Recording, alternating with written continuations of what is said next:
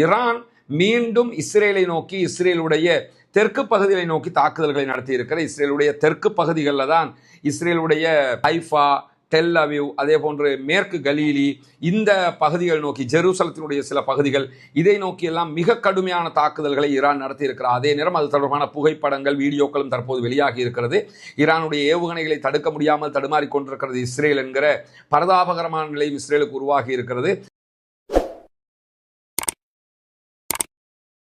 அன்றுக்கினிய சகோதர சகோதரிகளே, நம் அனைவர் மீதும் ஏக இறைவனுடைய அமைதியும் கருணையும் உண்டாகட்டுமாக என்கிற உயரிய பிரார்த்தனைகளோடு தொடர்ச்சியாக ஈரான் மீது இஸ்ரேலிய அமெரிக்க இராணுவத்தினுடைய ஆக்கிரமிப்பு தாக்குதல்கள் நடைபெற்று வருகிற அதே நேரம் ஈரானும் அதற்கான பதிலடி தாக்குதல்களை அமெரிக்காவினுடைய மத்திய கிழக்கில் இருக்கக்கூடிய நிலைகள் மீதும் அதே போன்று இஸ்ரேலுடைய நிலைகள் மீதும் தொடர்ந்து தாக்குதல்களை நடத்தி வருகிறது. இந்த தாக்குதல்கள் இன்றைக்கு 25வது நாட்களை தாண்டி உச்சமாக நடந்து வரக்கூடிய சூழல்ல நேற்றைய தினம் திடீரென அமெரிக்க அதிபர் டொனால்ட் ட்ரம்ப் என்ன பண்ணாருன்னா, ஈரான் மீதான ஈரானுடைய மின் நிலையங்களை, பவர் பிளானட்டுகளை இலக்கு வைத்து நடத்தப்பட இருக்கிற தாக்குதல்கள் 48 மணி நேரம் கெடு விதிக்கப்பட்டிருந்தன. ஆனால் அதை 5 நாட்களுக்கு நாங்கள் பிற்போடுகிறோம் என்று சொல்லி ஒரு அறிவிப்பை விடுத்ததோடு ஈரானில் இருக்கக்கூடிய ஒரு முக்கியஸ்தரோடு நாங்கள் பேச்சுவார்த்தை நடத்திக்கிட்டு இருக்கிறோம், அவரோட ஃபோன் காலில் பேச்சுவார்த்தைகள் நடத்தப்பட்டிருக்கிறது, அவங்களும் ஒரு ஒப்பந்தத்துக்கு விரும்புகிறாங்க, நாங்களும் ஒரு ஒப்பந்தத்துக்கு விரும்புகிறோம் என்றெல்லாம் அவர் பேசியிருந்த செய்திகளை நேற்றைய இரவு வீடியோவில் விரிவாகவே அவர் பேசியதற்கே முன்னுக்கு பின் முரணாக எப்படியெல்லாம் பேசுகிறாரு என்கிற செய்திகளை நம்ம சொல்லியிருந்தோம். ஆனால் தாங்கள் பேசுவது முஜ்தபா காமனியோடு கிடையாது என்பதையும் அவர் சொல்லியிருந்தார். இந்த நிலையில தான் அமெரிக்க ஊடகங்கள் வெளியிட்டிருக்கக்கூடிய செய்திகளில் என்ன சொல்லியிருந்தாங்கன்னா, அமெரிக்கர்கள் தரப்பில் இருந்து பேசப்பட்டது முஜ்தபா காமனியோடு கிடையாது, அவர்களுடைய பாராளுமன்ற சபாநாயகராக இருக்கக்கூடிய முகமது ஹலீபாபோடு தான் பேசினார்கள் என்கிற செய்திகள் தான் அமெரிக்க ஊடகங்கள் ஊகமாக வெளியிட்டிருந்த செய்திகளாக இருந்தது. அந்த செய்திகள் வெளிவருவதற்கு முன்பதாகவே முகமது ஹலீபாப் அவர்கள் மிக தெளிவான ஒரு அறிக்கையை வெளியிட்டிருந்தார். அதை கூட நம்ம நேற்றைய நம்முடைய வீடியோவில் சொல்லியிருக்கிறோம்.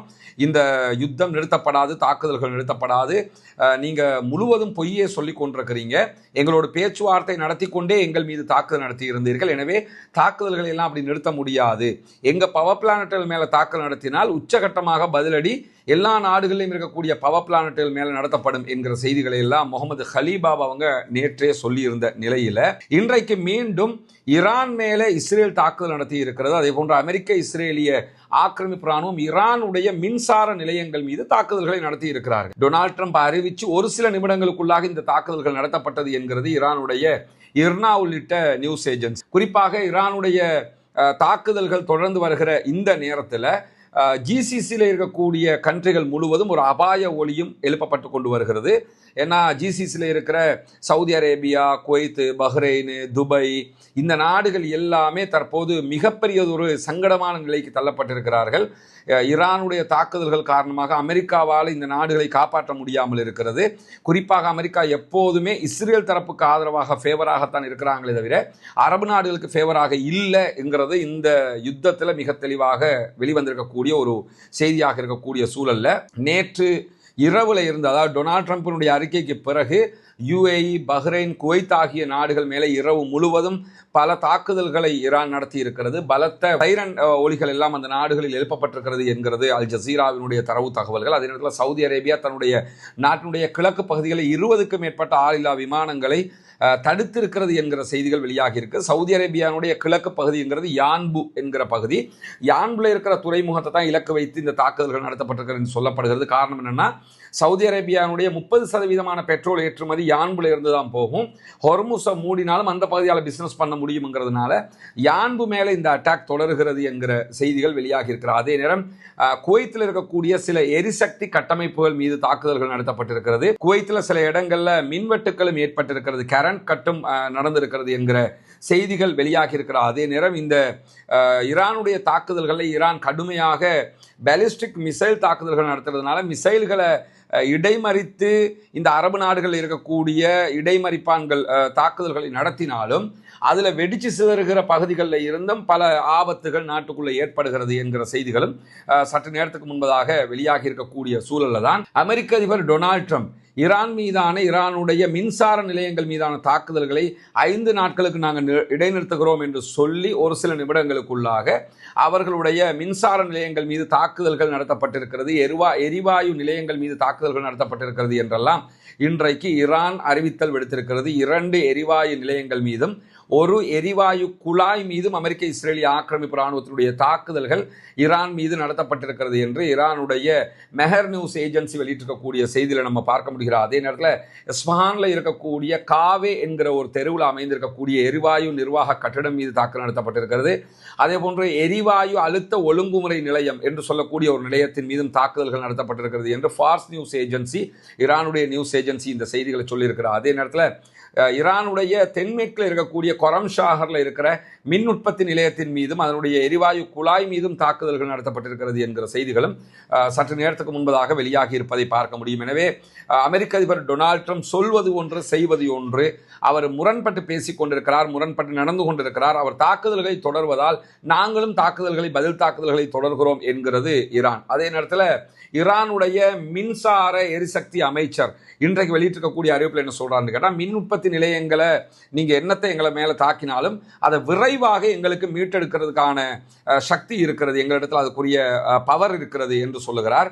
மக்கள் கொஞ்சம் கூட கவலைப்பட வேண்டிய அவசியம் இல்லை. மின் உற்பத்தி நிலையங்கள் தாக்கப்பட்டால் அதை விரைவாக நாங்கள் மீண்டும் கட்டி நவீனமயப்படுத்தி விடுவோம் என்று சொல்லி அவர் சொல்லியிருக்கக்கூடிய செய்தியை இன்றைக்கு அரசாங்க ஊடக ஒலிபரப்பு நிறுவனமாக இருக்கக்கூடிய IRIB வெளியிட்டிருக்கக்கூடிய தகவலையும் பார்க்க முடியும். இப்படி ஈரான் தன் மீது நடத்தப்படுகிற தாக்குதல்களை எதிர்கொள்வதற்கும் தயார், அப்படி தாக்குதல்கள் நடத்தப்பட்டால் தன்னுடைய பவர் பிளானட்டுகளை திரும்ப காப்பாற்றிக் கொள்வதற்கும் தயாராக இருக்கிறது என்கிற செய்திகளையும் வெளியிட்டிருக்கிற அதே நேரத்தில் இஸ்ரேல் மீது இன்றைக்கு ஹெஸ்புல்லாக்கள் 5க்கும் மேற்பட்ட மிக பெரும் தாக்குதல்களை நடத்தி இருக்கிறார்கள் என்கிற செய்திகள் வெளியாகி இருக்கிறது. இஸ்ரேலை பொறுத்தவரையில் ஹெஸ்புல்லாக்களை இலக்கு வைக்கிறோம் பேர்வழி என்கிற பேரில் லெபனானை ஒட்டி இருக்கக்கூடிய லிட்டானி ரிவர், லிட்டானி ஆறு தான் இஸ்ரேலையும் லெபனானையும் பிரிக்கக்கூடிய பகுதி.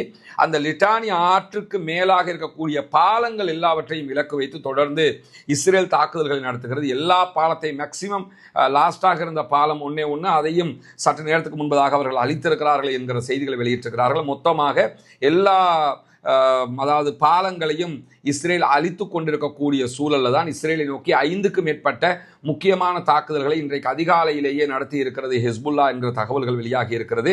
இஸ்ரேலிய படைகள் கூடியிருந்த இடங்கள், அதே போன்று இஸ்ரேலுடைய ஒரு படைத்தளம், இஸ்ரேலுடைய ஒரு ரேடார் தளம், அதே போன்று பீரங்கி நிலைகள், இதை நோக்கி எல்லாம் தாக்குதல்கள் நடத்தி இருக்கிறார். அதே நேரம் தெற்கு லெபனானில் இருக்கக்கூடிய கஃபார்கிலா என்கிற நகரத்துக்கு உள்ள இஸ்ரேல் வழியாக நுழைய இருக்கிற ஃபாத்திமா என்ற ஒரு கேட், அந்த கேட்டு வாசல்கிட்ட இருந்த இஸ்ரேலிய ஆக்கிரமிப்பு இராணுவத்தினுடைய படைகள் மீது ராக்கெட் தாக்குதல்கள் நடத்தப்பட்டிருக்கிறது என்கிற செய்திகளோடு வடக்கு இஸ்ரேலில் இருக்கக்கூடிய மலோட் தர்ஷிகா என்கிற ஒரு ரேடார் தளமும் இன்றைக்கு லெபனானுடைய ஹெஸ்புல்லாக்களால் அளிக்கப்பட்டிருக்கிறது என்கிற செய்திகளும் வெளியாகி இருக்கிறது. இதை தாண்டி இன்றைக்கு வெளியாகி இருக்கக்கூடிய மிக முக்கியமான செய்திகள், ஹெஸ்புல்லாக்கள் தொடர்ந்து இஸ்ரேலுடைய வடக்கு இஸ்ரேலை குறிவைத்து தாக்குதல் நடத்துகிறார். அதே நேரம் ஈரான் மீண்டும் இஸ்ரேலை நோக்கி, இஸ்ரேலுடைய தெற்கு பகுதிகளை நோக்கி தாக்குதல்களை நடத்தி இருக்கிற இஸ்ரேலுடைய தெற்கு பகுதிகளில் தான் இஸ்ரேலுடைய ஹைஃபா, டெல் அவிவ், அதே போன்று மேற்கு கலீலி, இந்த பகுதிகள் நோக்கி ஜெருசலத்தினுடைய சில பகுதிகள், இதை நோக்கி எல்லாம் மிக கடுமையான தாக்குதல்களை ஈரான் நடத்தி இருக்கிறார். அதே நேரம் அது தொடர்பான புகைப்படங்கள், வீடியோக்களும் தற்போது வெளியாகி இருக்கிறது.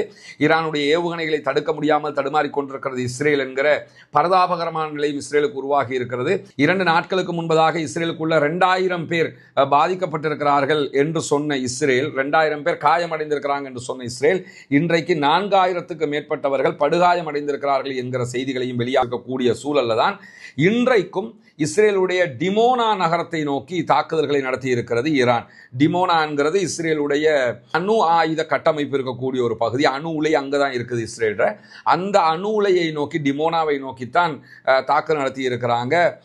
இது அவர்களுடைய மிக பெரும் பாலைவன பகுதிகளில் அமைந்திருக்கக்கூடிய ஒரு பகுதி. அந்த பகுதியை நோக்கி இன்றைக்கு தாக்குதல் நடத்தி இருப்பது மட்டுமல்லாமல் ஹைஃபா துறைமுக நகரத்தை சுற்றியும் பலத்த தாக்குதல்களை இன்றைக்கு ஈரான் நடத்தி இருக்கிறது. இதுவரைக்குண்டான தாக்குதல்கள் என்கிற செய்திகளும் வெளியாகி இருக்கக்கூடிய சூழல்ல தான் இன்றைக்கு அமெரிக்காவுடைய பேச்சுவார்த்தைகள் குறித்த செய்திகளுக்கு ஈரானுடைய நாடாளுமன்றத்தின் மூத்த உறுப்பினர்களில் ஒருவராக இருக்கக்கூடிய, ஈரான் நாடாளுமன்றத்தினுடைய தேசிய பாதுகாப்பு மற்றும் வெளியுறவு கொள்கை குழுவினுடைய தலைவருமாக செயல்படக்கூடிய இஸ்மாயில் கோஷாரி என்கிறவர் ஒரு காட்டமான அறிவித்தல் விடுத்திருக்கிறார். அவர் ஈரானுடைய கவர்மெண்ட்டுக்கு என்ன சொல்றாருன்னு கேட்டா, அமைதியை எட்டுவதற்கான பேச்சுவார்த்தைகள் நடந்துகிட்டு இருக்கும் போதே இஸ்ரேலும் அமெரிக்காவும் சேர்ந்து நம்ம மேல தாக்குதல் நடத்தியிருக்கிறாங்க. எனவே இந்த 2 பேரையும் நீங்க நம்பக்கூடாது. அமெரிக்காவோடு எந்த பேச்சுவார்த்தையிலும் ஈடுபடுறதுக்கு முன்னாடி ஈரானுடைய அதிகாரிகள் ரொம்ப விவேகமாக யோசிக்கணும் என்று சொல்லக்கூடியவர் என்ன சொல்றாருன்னு கேட்டா, ட்ரம்ப் நெத்தன்யாகு இந்த 2 பேருமே இயல்புலேயே ஒரு பொய்யர்கள், இவங்கள்ட்ட எந்த உண்மையும் கிடையாது, இயற்கையான பொய்யர்களாக ட்ரம்ப்பும் நெத்தன்யாகவும் இருக்கிறாங்க. இவர்கள் நம்ம நாட்டுக்குள்ள பிளவை உண்டாக்குற வேலையை தான் பார்ப்பாங்க. நாங்கள் ஒருத்தரோட பேசி இருக்கிறோம் என்று சொன்னால் அவர் யாரு? முகமது ஹலீபாப். அப்போ ஹலீபாப் நமக்கு தெரியாமல் அமெரிக்காவோட பேசிக்கிட்டு இருக்கிறாருன்னு ஜனாதிபதியும் மற்றவங்களும் குழம்புவாங்க. இந்த மாதிரி நம்மளை பிரித்தாளுகிறதுக்கான ஒரு ஏற்பாட்டை பண்ணுறாங்களே தவிர உண்மையாக அவர்கள் நம்ம மேலே நம்மளோட சமாதானமாக வருவதற்கான எந்த ஒரு ஏற்பாடும் அவர்களுக்கு கிடையாது. எனவே யுத்தத்தை நிறுத்தாமல் அமெரிக்கா மேலே தாக்குதல்கள் நடத்திய தீர வேண்டும் என்று சொல்லி சற்று நேரத்துக்கு முன்பதாக ஈரானுடைய பாராளுமன்றத்தின் மூத்த உறுப்பினருடைய அறிக்கையும் வெளியாகி இருக்கிறது. எனவே அவர் சொல்லக்கூடிய ஒரு செய்தி, ட்ரம்ப்பும் நெத்தன்யாகும் இயற்கையிலேயே பச்சை பொய்யர்கள் என்பது அது உலகமே தெரிந்து கொண்ட ஒரு பேருண்மை என்பதை நம்ம புரிந்து கொள்ள முடிகிறது. அதே நேரத்தில் இன்றைக்கு வெளியாகி இருக்கக்கூடிய இந்த செய்திகளைத்தான் உங்களுக்கு மத்தியிலே கொண்டு வந்திருக்கிறோம். தொடர்ந்து இணைந்திருக்க நம்முடைய இரவு அப்டேட்டில் மேலதிகமான பல முக்கியமான செய்திகளை உங்களோடு பகிர்ந்து கொள்ள இருக்கிறோம். சேனல்களையும் சப்ஸ்கிரைப் செய்யாத சகோதரர்கள் சப்ஸ்கிரைப் செய்து தொடர்ந்து இணைந்திருங்கள். வாஹர்தா அல்ஹம்துலில்லாஹி ரப்பில் ஆலமீன்.